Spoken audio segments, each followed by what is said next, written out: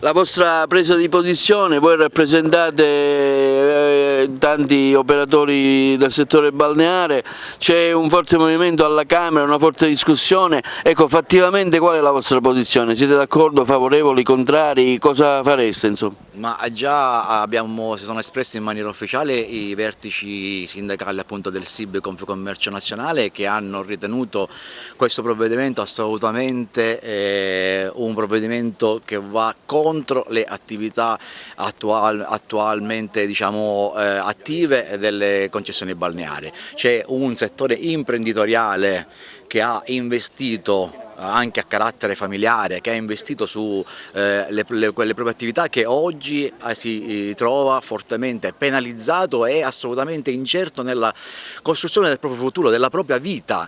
E il fatto che nel nuovo decreto appena licenziato dal Senato qualche ora fa non vi sia stata nessuna delle nostre indicazioni o quantomeno dei consigli che sono stati messi per iscritto a livello nazionale è davvero un forte segnale che questa categoria è assolutamente non presa in considerazione da un governo che assolutamente non ha compreso nulla di quello che significa il lavoro e la dignità delle attività che sono all'interno di queste attività produttive e che assolutamente sono state messe in ginocchio da questo provvedimento.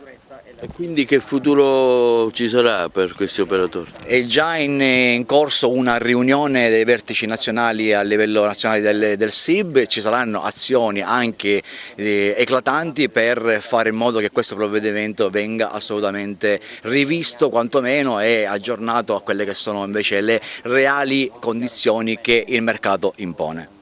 Ecco, in merito al nuovo ordinamento, alla nuova legge fatta dal Senato, cosa ne pensa un operatore turistico agrigentino? Insomma, lei è molto noto anche per via della sua esperienza. Ma che intanto aspettiamo che diventino operative tutte le indicazioni. Credo che sia un fatto di grande correttezza quello di mettere a punto il sistema della regolamentazione delle concessioni balneari.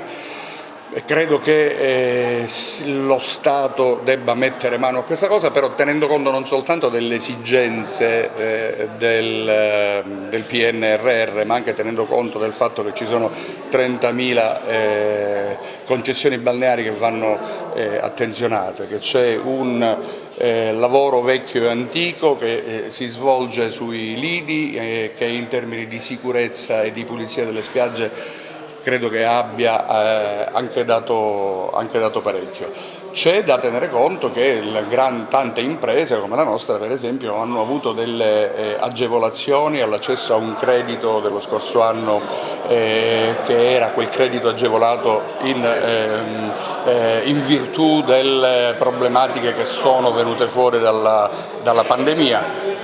Ecco, noi abbiamo contratto un debito nei confronti delle banche di diverse decine di migliaia di euro che va pagato dal prossimo anno in poi. Se imprese che lavorano esclusivamente in questo ambito poi non hanno la possibilità di continuare il proprio lavoro perché magari perdono, come fanno a pagare questo debito? E essendo insolventi poi con le banche, come vanno ad iniziare un'altra attività?